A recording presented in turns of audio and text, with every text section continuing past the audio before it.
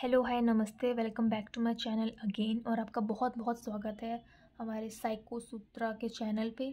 इसमें मैं psychology related mainly डालती हूँ और फ़िलहाल अभी सीरीज़ चल रही है ज्योग्राफी की ऑफ इंडियन ज्योग्राफी, जिसमें पहले आ चुका है नेचुरल वेजिटेशन पे 4 लेक्चर, ड्रेनेज सिस्टम पे 3 लेक्चर एंड फिर आ चुका है हमारा irrigation in India, agriculture in India और अब हम पहुँचे हैं सॉइल्स ऑफ इंडिया में। ठीक है, इसका पहला लेक्चर ऑलरेडी आ चुका है जिसमें हमने उसके डेफिनेशन पढ़ा, टाइप्स पढ़ा, डिस्ट्रीब्यूशन पढ़ा और सॉइल फॉर्मेशन पढ़ा और 4 टाइप्स ऑफ सॉइल्स पढ़े, alluvial, red soil, black soil and laterite soil. इस लेक्चर में हमारा ये पार्ट 2 है और इस लेक्चर में हम पढ़ने वाले हैं 5, 6, 7, 8 अदर 4 काइंड्स ऑफ सॉइल्स। ठीक है, जो कि है forest and mountain soil, arid and desertic soil, saline alkaline soil and petty marshy soil. So without any further delay, let's get started. Forest and mountain soil, साफ साफ पता चल रहा है फॉरेस्ट में मिलेंगे सॉइल और माउंटेन में मिलेंगे। अब फॉरेस्ट और माउंटेन में मिल रहा है तो इतनी अलग अलग चीज़ें मिलेंगी, सो ये हेट्रोजेनस सॉइल हो गया है ना, डिफरेंट काइंड ऑफ मिक्सचर से बना हुआ है। होमोजेनस नहीं, एक जैसे चीज़ें नहीं मिलके बनी ना, ये हेट्रोजेनस है। Heterogeneous soils found in the hill slope, of course characteristics deposition of organic matter derived from the forest and their characters changes with the parent rock, ground configuration and climate.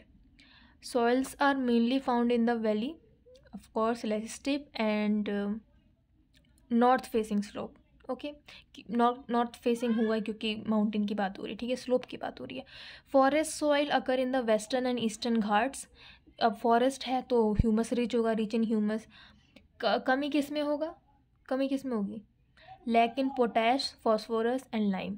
Himalayan forest भी देखिए दो मानते हैं ना, अगर हम India को बीच में से कट कर दें, बीच में से अगर उसका डिवाइडेशन करें तो ऊपर वाला हिमालयन रीजन है, नीचे वाला पेनिनसुलर रीजन है। तो पहले हिमालयन फॉरेस्ट में देखें तो क्या क्या उगता है इस सॉइल में, राइस, वीट आराम से उग सकता है, मेज़ उग सकता है, टेम्परेट फूड उग सकते हैं।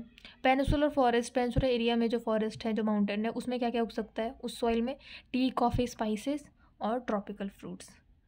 ठीक है, अब देखते हैं 6th, arid and desert soil.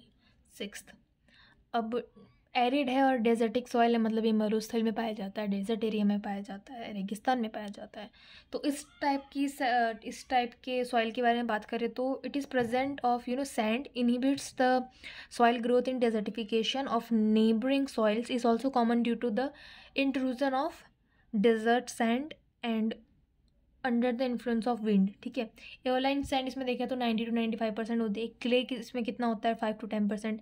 Organic matter में तो पुअर होंगे ही, क्योंकि ना तो वहाँ पे कोई पेड़ पौधे हैं, ना ज़्यादा कुछ है, ना ज़्यादा पानी है, तो ना पानी है ना पेड़ पौधे पत्ते कुछ नहीं है, तो ह्यूमस में तो कमी होगी। तो poor in organic matter, poor in humus.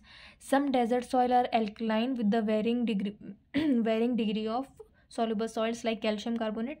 Phosphate content of this soil is as high in the normal alluvial soil. Phosphate and nitrate make soil fertile. और एग्जांपल देखें तो यहाँ इसमें क्या क्या होता है, बार्ले, कॉटन, मिलेट्स। और कहाँ कहाँ पाया जाता है, राजस्थान, हरियाणा। ठीक है, क्योंकि यही रीज़न है जो मेनली डेजर्ट एरिया में आता है, मरुस्थल में आता है। ठीक है, अब देखते हैं next, सेलाइन and alkaline soil. Saline and alkaline soil, right? Topsoil is impregnated, which is soaked with the saline and alkaline efflorescence. Undecomposed rock fragmenting और weathering. देखिए, मैं अगर सिंपल भाषा में सिखाने की कोशिश करती हूँ, इंग्लिश वाले आप प्लीज़ हिंदी में कर लीजिएगा, मैं इंग्लिश में बोलूँगी तो हिंदी वाले मुझे बोलते हैं कि आप सिर्फ इंग्लिश में ही बोलती हो और हिंदी में कम एक्सप्लेन करती हो। तो मैं हिंदी में एक्सप्लेन कर रही हूँ कि आप प्रोवाइडेड है, मैं बोल रही हूँ तो आप उसको इंग्लिश में ट्रांसलेट कर लेना। ठीक है, इंग्लिश में राइट कर लेना। वैसे मैं दोनों मीडियम का यूज़ करूँगी। सो सैलाइन और एल्कलाइन सॉइल्स में क्या होता है कि ये डिकम्पोज होते हैं छोटे छोटे टुकड़ों में, लाइक जैसे हर सॉइल होता है तो ये नहीं होते हैं। ठीक है, अनडिकम्पोज रॉक फ्रेगमेंटेड। ठीक है, जो रॉक डिकम्पोज नहीं हो पाते हैं और वेदरिंग होती है उनके ऊपर, तो इससे किस चीज़ का राइज होता है, उसमें सॉइल में सोडियम बढ़ता है, मैग्नीशियम बढ़ता है, कैल्शियम बढ़ता है, सल्फेट बढ़ता है, और अलग अलग सॉल्ट्स बढ़ते हैं, सॉल्ट्स। ठीक है, तो इसलिए ये खारा कह सकते हैं हम, या सैलाइन या एल्कलाइन हो जाता है। ठीक है, और एक क्वेश्चन आया था काफ़ी कॉम्पिटिटिव एग्जाम में आया हुआ है, यूपीएससी में भी आया हुआ है, क्वेश्चन पेपर देखा था मैंने।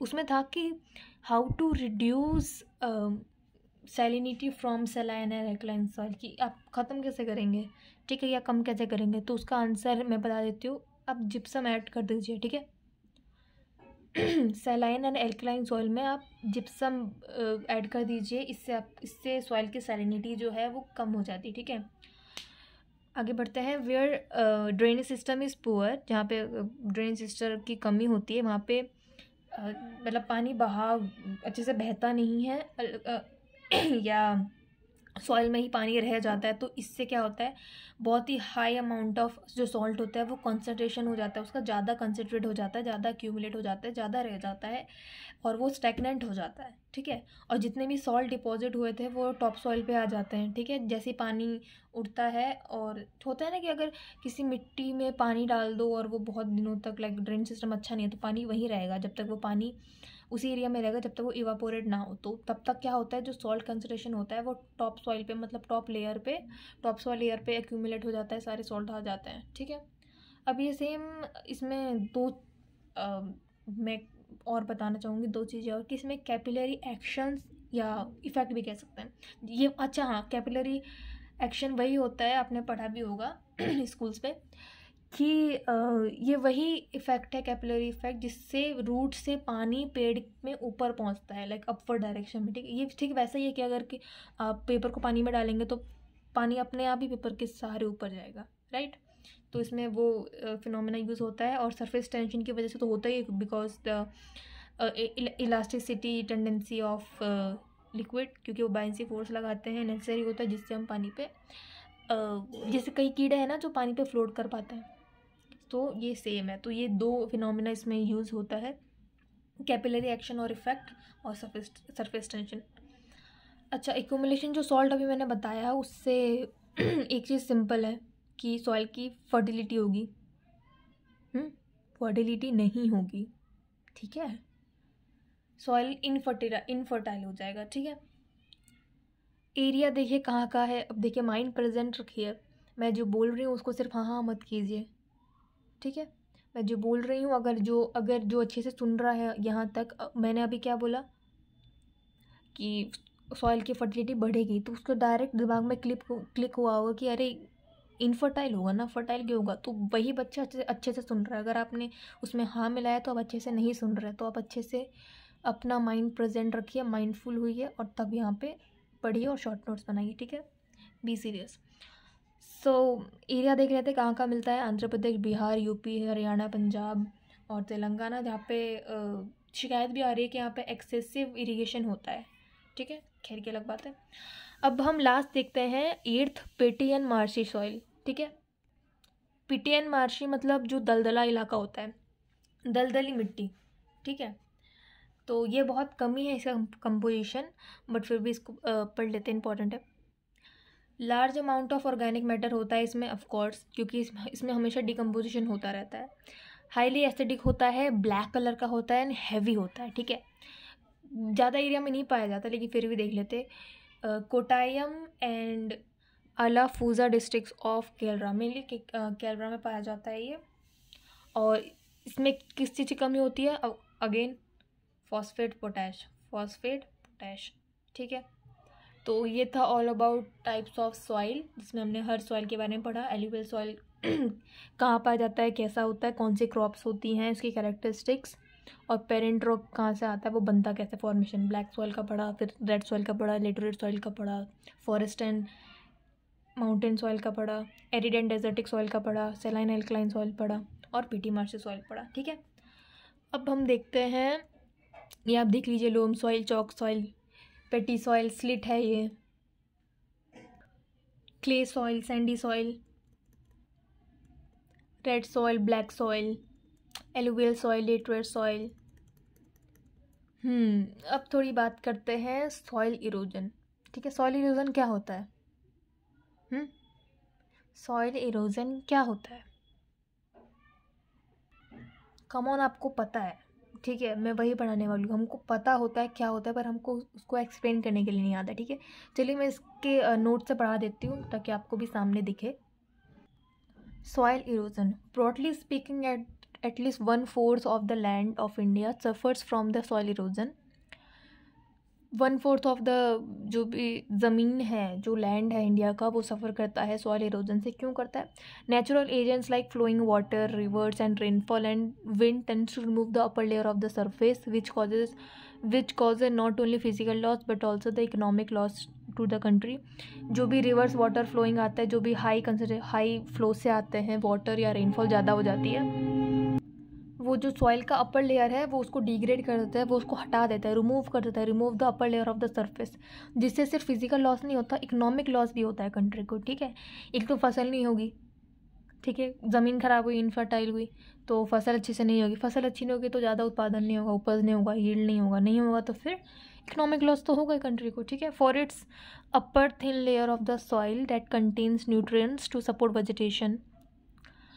The loss of this layer renders the soil that contains nutrients and support to vegetation. The loss of this layer renders the soil infertile. Scholars have termed this loss as a creeping death of soil. Creeping death of soil याद कर लीजिए, ये important है कि soil erosion को creeping death of soil भी बोलते हैं, क्योंकि जो भी रेनफॉल और रिवर्स का हाई फ्लो आया उसने अपर layer of the top soil का निकाल दिया, हटा दे, जिससे फिजिकल लॉस भी हुआ, इकोनॉमिक लॉस भी हुआ, और जितने न्यूट्रिएंट्स थे जिससे वेजिटेशन होती थी वो परत ही हट गई, तो इनफर्टाइल हो गया, तो क्रीपिंग डेथ ऑफ सॉइल हुआ ना। अब टाइप्स ऑफ सॉइल इरोजन देख लेते हैं कितने टाइप के होते हैं। Water and wind are the two majors agents of soil erosion. Water erosion होता है जो वाटर की वजह से जो मिट्टी ख़राब होती है, और फिर है विंड जो हवा की वजह से ख़राब होती है। वाटर इरोजन पढ़ते हैं. There are 3 types of erosions caused by water: sheet erosion, drill erosion and gully erosion. Water flowing as the surface runoff during the heavy rains remove thin layer over the larger area of including the hill slope, bare fallow lands and grazing lands. It is also called sheet erosion and it's most common in the Himalayan slopes, Sahyadri and Eastern Ghats. If the erosion continues, unchecked finger-shaped groove may develop on the surface. It is called the rill erosion. ठीक है, पहले देख लेते हैं कि sheet erosion क्या होता है. जो वाटर फ्लो होता है सरफेस से ड्यूरिंग द, जब ज़्यादा रेनफॉल हो जाता है, हैवी रेनफॉल होता है, तो वो थिन लेयर जो होती है सॉइल की ऊपर वाली जो इंपॉर्टेंट होती है हिल से या ग्रेजिंग लैंड से, वो हट जाती है, तो वो शीट उसकी शीट निकल जाती है, ठीक है, इसलिए इसको शीट इरोजन बोलते हैं. और यह ज़्यादा स्लोप एरिया में होता है. स्लोप कहाँ होगा? जहाँ माउंटेन होगा. माउंटेन एरियाज़ कहाँ होते हैं? हिमालयन रीजन में, ठीक है. अब देखते हैं drill erosion. If the erosion continues, unchecked finger-shaped grooves may develop on the surface. It is called rill erosion.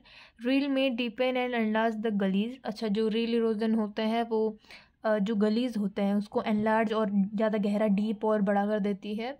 Letter creating a badland topography. इसका बैडलैंड हो जाता है, टोपोग्राफी बिगड़ जाती है. The chos of the northern Himalaya, northern Haryana and Punjab and the ravines of Madhya Pradesh, Uttar Pradesh have resulted due to the extensive gully erosion. वहाँ पे बहुत ही ज़्यादा एक्सटेंसिव गली इरोजन होता है. तो ये था वाटर से शीट इरोजन ऊपर की हट गई परत सॉइल की. गली इरोजन, ड्रिल इरोजन जो गली इरोजन को डीपन और एनलार्ज कर देता है, ठीक है. विंड इरोजन अब देखते हैं. Dry areas devoid the vegetation of expose to wind erosion.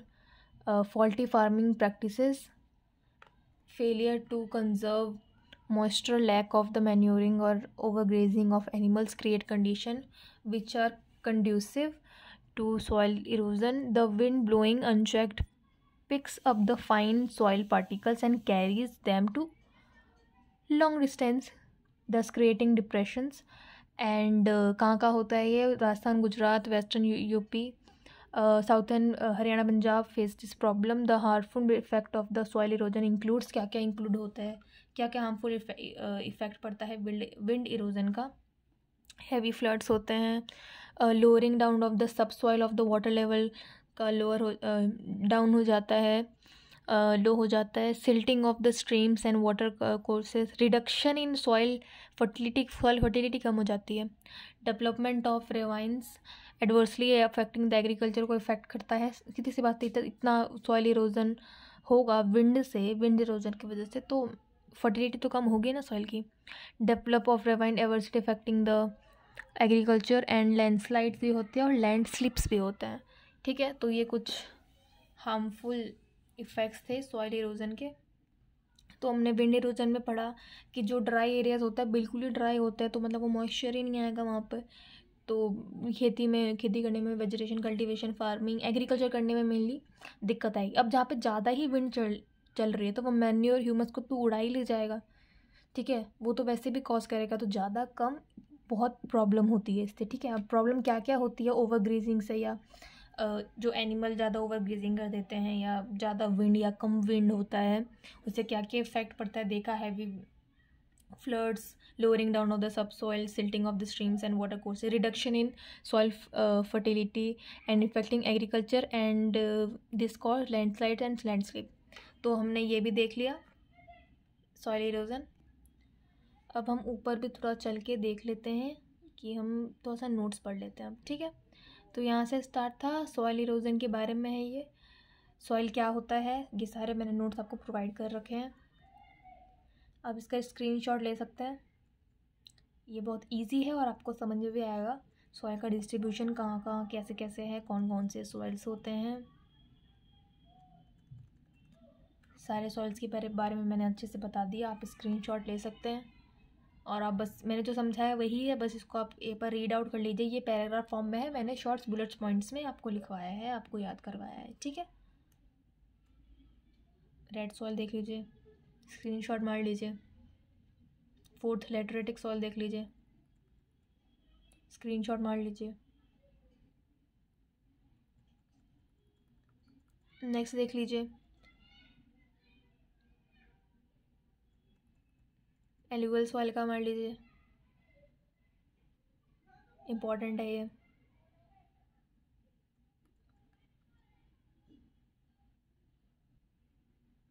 देखिए एलुवियल सॉइल इम्पॉर्टेंट है तो इसका डिस्क्रिप्शन भी बड़ा है ना।